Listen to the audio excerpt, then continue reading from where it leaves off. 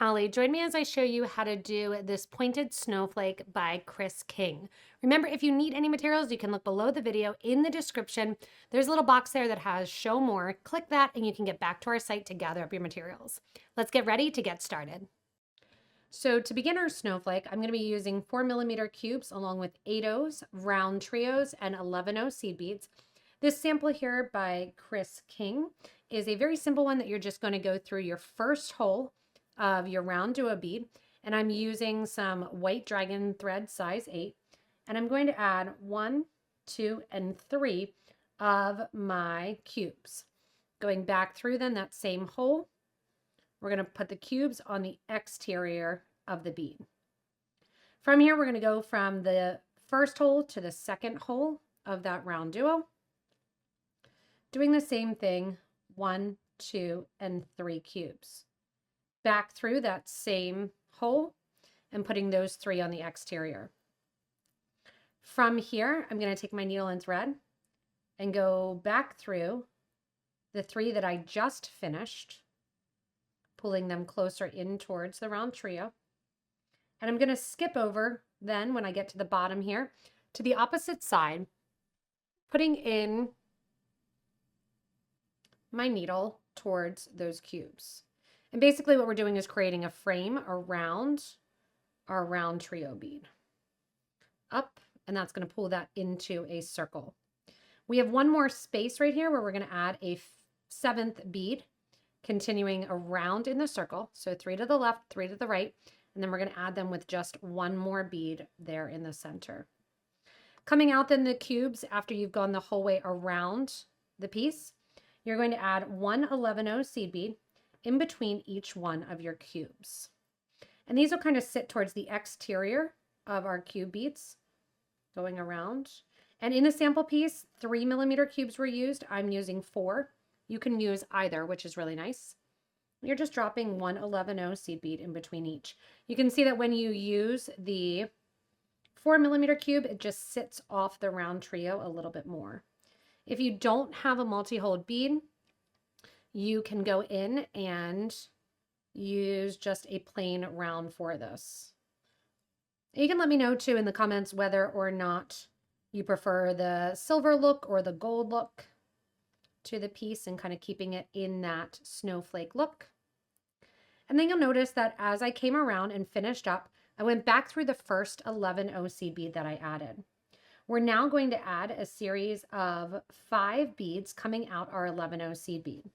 Coming out the 11/0 seed bead, we are going to add 1 8, 1 11, 1 more 8, 1 11, 1 8, and circle back through the 11/0 seed bead, and then through to the next cube, and then out to the next 11/0 as well. So see how that just kind of creates that little point there. Same thing here, coming out, 8, 11, 8, 11, and 8, circling back through the 11 that our thread is currently coming out of, and then through the cube and out the next 11. Now we're going to do this a total of 7 times. We have 2 down and we have 5 more to go. Coming back around now and finishing the last one there of my little snowflake points, I'm going to go up and tighten up this top of my bead. I'm going to go through the first 8/0 seed bead along the top of this little piece of my snowflake, and I'm going to come down through the other 8/0. That'll pop this group of 3 up towards the top, and then I'm going to sew through to the next spot here. So sewing through, we're going to come out through the next 11. After the next 11, out through the 8. Coming out through the 8, I want you to go back through the next 8 and then down to the next section. So what we're doing is we're pulling the 8/0 seed beads in closer to one another, which is going to make the sides sit more like that pointed triangle there. Going through here, you can see that it's more loopy, and this one here is a lot more pointed, and that's how we're getting that pointed effect. Once you're done with each side, you progress on to the next one, going through the 11/0, out from the 11/0, and out through the 8/0. Backtrack towards the third and final 8/0 on that section. It's going to expose a tiny bit of thread between the 8s. Pull nice and tight, popping those 3 beads to the top and through the bottom 11/0 and out to the next one. Once you do this the whole way around your snowflake here, you can kind of use your fingers to pull out that 11 or that 8/0 in the middle. We are going to get ready to add our wire guard. And the wire guard is going to be added very, very simply. Going through the top bead, we're going to add our wire guard right along one of the top of our snowflake little sides. Once you're at the top of your snowflake here, we're coming out the top or the middle of our 8/0s. You're going to grab your wire guardian, take your needle and thread through the first side of the wire guardian, down the opposite side of that wire guardian, and then into the opposite side of the 8/0 seed bead. Pull nice and tight then. We're going to go up through and around and down one more time. When doing so, you want to make sure that that thread stays on the interior.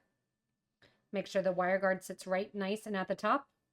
And then we're going to come down the opposite side here, getting our thread and needle back to this starting spot, coming down through the middle here, and kind of taking inventory of where you are in the design and where you can get your needle and thread back to that starter spot. Once you're in that starter spot there, and you have, oops, I missed my seed bead there. Once you're in that starter spot there, you're going to go in and be able to go in here, catch onto your seed bead. I'm actually going to go through the 11/0 and then the whole way around my cubes for that interior row back till I get to the middle. Once you're there, you just tie off the thread ends very, very simply into a knot. Make sure my thread doesn't twist over anything right here. Pull it back. See how sometimes your thread can go around the piece? Just make sure, kind of keep aware where your thread end is, because you don't want it near, too near everything. Okay, you see it. Going back through the cubes again here, getting your thread lined up. Right there at the base is that single bead, and that's the perfect spot to grab your thread end and tie your threads together. You just have to make a second one for an earring if you want to do it as an earring. It's also a cute little pendant, and you can make it in birthstone colors as well, that it'll look more like a flower if you want to, rather than a snowflake. So a lot of different designs. Let us know, go ahead and comment and let us know which colors you're going to be doing your snowflake in, and share your photos in our Facebook group for beading and jewelry making. Thanks so much for joining me and created this pointed snowflake earring. Thank you to Chris for sharing your talents and your design as well, and for us to share with the community. As always, if you have not, hit that little subscribe button so you don't miss anything from us here at PotomacBeads. Thanks so much for watching, and stay tuned for more inspirational designs.